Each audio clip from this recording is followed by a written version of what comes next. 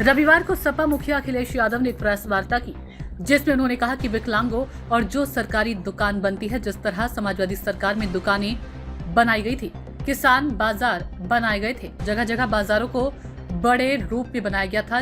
यह जो Palassio mall है, यह भी सरकारी मॉल था, लेकिन सरकार आई, इन्होंने बेच दिया। हम अपने दिव्यांगजनों को भरोसा दिलाते हैं कि गांव में, ग्राम पंचायत स्तर पर, शहर में, नगरों में दुकानों का भी आवंटन इनको करने का काम समाजवादी सरकार में होगा और उनके लिए अगर हमें आर्थिक सहयोग करना पड़ेगा तो आर्थिक सहयोग भी देने का काम करेंगे। जो कृत्रिम अंग या सहायक उपकरण मिलते हैं उनकी क्वालिटी बहुत खराब है, उसकी क्वालिटी सबसे खराब होती है और सरकार पैसा सबसे अच्छे का ले लेती है। कभी समाजवादी सरकार में ई रिक्शा फ्री मिले थे और बड़ी संख्या में बांटना शुरू हो गया था। अगर भविष्य में हम लोगों को चला के दिखाओ, जरा गाड़ी अपनी चला के दिखाओ, अगर इस तरह की क्या बोलते हैं इसको, चोट लग जाएगी भाई पत्रकारों को, हाँ, इलेक्ट्रॉनिक व्हील चेयर, हम अपने दिव्यांगजनों को भरोसा दिलाना चाहते हैं कि समाजवादी सरकार बनेगी तो अपने दिव्यांगजनों को, बस ठीक है खड़ी कर लो, कोई बात नहीं, खड़ी कर लो, बस देख ली। अभी हाल में दिल्ली की सरकार से हम लोग मांग करेंगे, क्योंकि जब अर्थव्यवस्था दुनिया में इतनी आगे बढ़ गई है तो हमारे दिव्यांगजन की पेंशन की भी राशि बढ़ाई जाए। उसके लिए हम लोग इनकी बात लोकसभा में बिठाएंगे। विशेष रूप से अस्पतालों में सुविधा मिलनी चाहिए, दिव्यांगों को सरकारी स्कूलों में विशेष सुविधा मिलनी चाहिए, बस वगैरह में। जिस तरह हम लोगों ने बताया कि आजकल बेस बना रही है कि अगर दिव्यांगजन है, बुजुर्ग है, महिलाएं हैं, अगर वह बस चढ़ना चाहते हैं तो बस थोड़ी से अपने नीचे हो जाती है। इस तरह की बस में भी सुविधा देंगे, न केवल चढ़ने उतरने के लिए बल्कि इनको चलने के लिए भी जो सुविधा होगी वह सरकार की तरफ से सुविधाएं देने का काम करेंगे। दिव्यांगों के कल्याण के लिए विशेष बजट रखा जाएगा और उनके कृत्रिम अंगों को और अंग या सहायक उपकरण मिलते हैं, उनकी क्वालिटी बहुत खराब है, उसकी क्वालिटी सबसे खराब होती है और सरकार पैसा सबसे अच्छे का ले लेती है। कभी समाजवादी सरकार में ई रिक्शा फ्री मिले थे और बड़ी संख्या में बढ़ाना शुरू हो गया था। अगर भविष्य में हम लोगों को चलाकर दिखाओ, औजरा गाड़ी अपने दिव्यांग खड़ी कर लो, इनको इलेक्ट्रॉन या किसी तरह की भी उपलब्ध करने का काम करेंगे और जो उपकरण दिए जाएंगे वह अच्छे उपकरण भी आएंगे। इधर उत्तर प्रदेश की सरकार चल रही है कि नहीं चल रही, कुर्सी में बैठेंगे नहीं, पता नहीं क्या हो रहा है। पूरे उत्तर प्रदेश में किस लाइन में लगा इंतजार कर रहा है। कई वीडियो आ रही हैं सोशल मीडिया पर, लेकिन वह मीडिया बिल्कुल चुप है। इनको इलेक्ट्रॉनिक या इस तरह की भी उपलब्ध कराने का काम करेंगे और जो उपकरण दिए जाएंगे वो अच्छे उपकरण दिए जाएंगे। इधर उत्तर प्रदेश की सरकार चल रही कि नहीं चल रही है, कुर्सी पे बैठेंगे नहीं, पता नहीं क्या हो रहा है। पूरे उत्तर प्रदेश में किसान लाइन में लगा खड़ा है, बेचारा इंतजार कर रहा है खाद का। पूरे उत्तर प्रदेश में कहीं देख लीजिए आप, कई वीडियो आ रहे हैं सोशल मीडिया पे हैं, लेकिन वो वाला मीडिया बिल्कुल चुप है। किसान लाइन में खड़ा हुआ है हर जगह, और कई जगह तो किसान, जो बुजुर्ग किसान थे लाइन में लगे हुए थे, उनकी जान तक चली गई, बताइए बलरामपुर। इसी तरह महाराजगंज में खाद में लाइन में लेने के लिए, खाद की लाइन में लगे थे, उनकी जान चली गई और खाद है ही नहीं।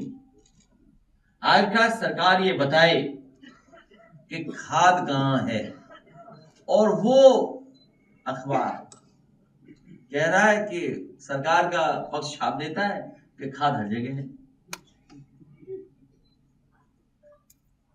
तो खाद है ही नहीं किसान के लिए, और फिर किसान को कहां नहीं संकट है।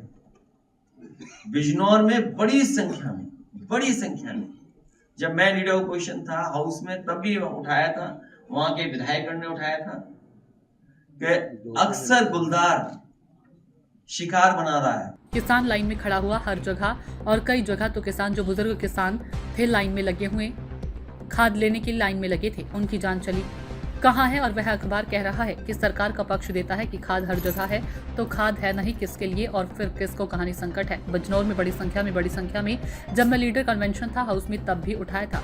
वहां के विधायकों ने बीड़ा उठाया था कि अक्सर गुलदार शिकार बन रहा है किसने और बच्चों के परिवार के लोगों को जो खेती करने जा रहे हैं रात में सो रहे हैं। गुलजार एकदम शिकार बना दे रहा है। बड़े पैमाने पर लोगों की जान गई। बिजनौर में घटना घटी है। कालागढ़ में गुलदार ने महिला को मार डाला। नवाबगंज तेंदुआ घायल कर दिया। खीरी में अभी फिर देख सुनने को मिल रहा है कि किसान पर हमला हुआ। अधमरा छोड़ गया। किसान का तो हम लोगों ने मजदूर का सम्मान किया, यहीं पर आपके सम्मान की किस तरीके से लड़ गया। चांदपुर में किसकी मौत। बिजनौर में तेंदुए ने 1.5 साल के बच्चे को मार डाला। किसान की लड़ाई लगातार समाजवादी पार्टी लड़ती रहेगी। चल पुरानी बात हो गई, इतनी रफ्तार मत दो हमें। यह एक सरकार झूठ बोलती है, सरकार झूठी है। झूठ बोलना इनकी आदत में आ गया है और सच्चाई यह है सुनने में ही आया कि जो स्कूल बंद किए थे, जो मर्ज करने का इन्होंने फैसला लिया था, एक भी स्कूल अभी खुले नहीं है। जो सरकार ऑन द फ्लोर का हाउस विधानसभा में झूठ बोल सकती हो, उससे आप क्या कल्पना करेंगे, आप क्या उम्मीद करेंगे। तो जो पीडीएफ पाठशाला का काम शुरू किया गया था, ये केवल सरकार ने आश्वासन दिया और ऑन द फ्लोर का हाउस ही कहा कि हम स्कूल नहीं बंद कर रहे हैं, हम मर्ज नहीं कर रहे हैं। ये केवल इसलिए कहा कि हम और आप लोग भरोसा कर लें और अपने आंदोलन को न आगे बढ़े। लेकिन सुनने में आ रहा है, अभी उसकी हम जानकारी और कर लेंगे कि जिन ने पढ़ा पाठशाला चलाया और जिन्होंने अपने बच्चों को भेजो पाठशाला में, उन पर भी सरकार फिर करने की तैयारी कर रही है। जिन्होंने पीडीएफ पाठशाला चलाया, उन्होंने अपने बच्चों को भेजो पीडीएफ पाठशाला में, उन सब पर फिर करने की तैयारी सरकार कर रही है। इससे ज्यादा झूठी सरकार क्या हो सकती है। दूसरा, जो इलेक्शन कमीशन को लेकर के लड़ाई छुड़ी है, अब हम लोगों को देखने को मिलना है कि इलेक्शन कमीशन छपरा डीएम के पीछे, डीएम छपरा हैको के पीछे आगे कर दे रहे हैं पुलिस को और भी फिर लेखपाल को आज़ादी दे रही हैं। सब खेल खेलने की एफिडेविट के साथ वाले मेल मिले उन्हें, तभी तो डीएम को निर्देश देगा। इस पर हम और आप लोग बैठ करके एक विशेष प्रेस वार्ता करेंगे, क्योंकि अभी 18,000 में केवल 14 ही जांच किया और जो बताया कि मर गए हैं तो उनका प्रमाण पत्र तो होगा, पुराना प्रमाण पत्र सर्टिफिकेट वह कहाँ है। हमारे मुख्यमंत्री को पता था ये बात, और जो इस विधेयक को ला रही हैं उन्होंने कई जगह तो अगर उन्हें कोई झूठा फंसाया गया था तो कल किसी और को झूठा होता है। अब आप देखिए, मोहम्मद आजम खान साहब पार्टी के नेता उन्हें नहीं भेज दिया। प्रजापति विधायक पिछले कितने वर्षों से हैं। इरफान सोलंकी, रमाकांत यादव, अब्बास तो बच गया। अभी तो यह सरकार विपक्ष के लोगों को परेशान करना, रीजनल पार्टी पर दबाव बनाना, रीजनल पार्टी के अंदर रिवॉल्ट तैयार करवाना। इसलिए विधायक और सबसे महत्वपूर्ण जो ये चुनाव में डकैती करते हैं, बोर्ड की चोरी करते हैं, हटाने के लिए यह इस तरह का विधायक जानबूझ करके लाया जा रहा था, जिसका विरोध हम लोग कर रहे हैं। हम नहीं है उसमें विरोध करें। हमारे मुख्यमंत्री जी को पता था ये बात कि एक न एक दिन ऐसा विधेयक आएगा। कुर्सी पे बैठते उन्होंने सब अपने मुकदमे वापस ले लिए। अपने तो लिए डिप्टी सीएम के लिए ले लिए, और जो इस विधेयक को ला रहे हैं उन्होंने कई जगह ये स्वीकार किया, कई जगह, एक जगह नहीं, कई जगह स्वीकार किया कि उन पर झूठे मुकदमे लगे थे, उन्हें झूठा फंसाया गया था। तो अगर उन्हें झूठा फंसाया गया था तो कल किसी और को भी झूठा तो फंसाया जा सकता है। अब आप देखिए, मोहम्मद आजम खान साहब पार्टी के नेता, उन्हें नहीं भेज दिया जेल। प्रजापति विधायक पिछले कितने वर्षों से हैं। इरफान सोलंकी, रमाकांत यादव, अब्बास तो बच गए भी। तो ये सरकार विपक्ष के लोगों को परेशान करना, रीजनल पार्टीज पर दबाव बनाना, रीजनल पार्टी के अंदर रिवोल्ट तैयार करवाना, इसलिए विधेयक ला रहे हैं। और सबसे महत्वपूर्ण, जो ये चुनाव में डकैती करते हैं, वोट की चोरी करते हैं, उस बहस से हटने के लिए ये इस तरह का विधेयक जानबूझ करके लाया जा रहा था, जिसका विरोध हम लोग कर रहे हैं। सूचना इंडिया के सभी दर्शकों को बधाई। अब आप सूचना इंडिया देख सकते हैं जियो टीवी चैनल नंबर 4053 पर भी। साथ ही सूचना इंडिया के सभी सोशल प्लेटफॉर्म इंस्टाग्राम, फेसबुक और ट्विटर से जुड़े और पाएं आपके क्षेत्र से जुड़ी हर एक खबर। अगर आप खबरें पढ़ने में दिलचस्पी रखते हैं तो अभी लॉग इन करें www.सूचनाindia.co.in पर।